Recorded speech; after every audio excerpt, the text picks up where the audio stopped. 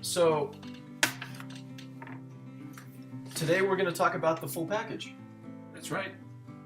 And okay, so just first a little bit about yourself. I'm here with Mark LIebel, real estate agent, and you had a long experience with being an appraiser.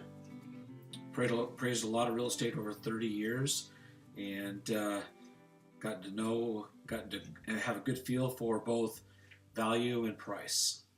Value and price.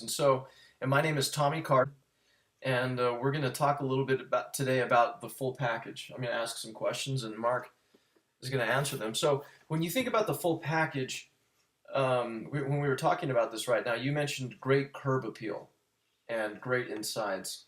What do you mean by that? Well, great curb appeal is very important. If you have great curb appeal, it makes everything inside that much more positive for the homeowner and for the prospective buyer. If you have good curb appeal, the whole package just seems better. So right now, I've pulled up you used to have this listing anyway. There we go. Kind of. Would you say that has good curb appeal right there? Great curb appeal, great location within a cul-de-sac. Everything about this house is just appealing to the eye. This is just kind of a limited view of the inside. Really nice house, right? Very nice home, well appointed. And so do you consider this to be the full package? Yes. Can you talk a little bit about what makes this the full package? Well, it's well landscaped. It's got everything on the outside, but when you come inside the house, great entry, volume ceilings, just a great sense of crown moldings, columns, ceramic tile, new carpet, just exquisite paint job. Everything about the house just gives you everything you want. Right off the entry there is the library or the office, and the house is just so well appointed. It has the full package, no doubt about it. Okay, and so this for the full package, you mentioned earlier that price is really important when you consider the full package, and so this is kind of this is a higher priced listing. Yeah, this is a higher price listing, so with higher the price, more demand on amenities that the consumer is looking for. And if this is a $450,000 house. If you go to a home that's maybe in the 150, the full package is nowhere near this one, but it's very reflective and has to do with price levels that the homes fall into. Okay, so and I know that we were talking about a listing out in Rigby that you also consider to be the full package. Yep. But not at $450,000. Correct. And here it is. Yep. Awesome house. Okay, so here we are at the 3945 Rigby property. This is the full package, but it's not as much as the listing on Spring Meadows. No, it's totally different property. It's got an amazing shop and 3-car garage, kind of mixture of the two. Yep. So 220 power out there, totally connected with the asphalt driveway that leads to the 3-car garage and the home, with a big gate. Just really awesome. All right, so right here, it's a little bit hard to see the light. All that's paved. Let me find another picture. But if you go back to that first picture where right there it shows you look at that entry. That's the curb appeal we were talking about right there. It goes right back up into the shop. Yep, and then there's another shed at the very end there, or if you can see where they park their trailer, it's right to the edge where they can park their trailer. Right up in this area right here. It's awesome. And as you see the fencing, gates included. This house is just so well appointed for the price level that it's at.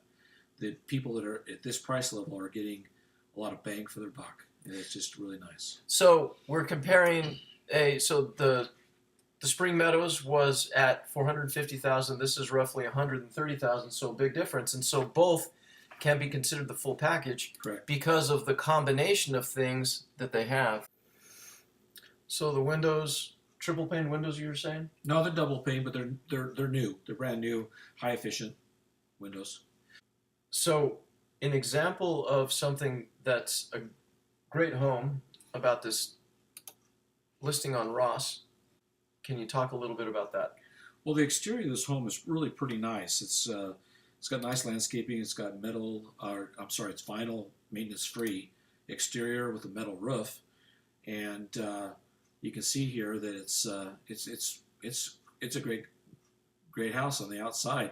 Inside, a little original. We did put new carpeting and paint, but still it's original in the kitchen and no finish in the basement.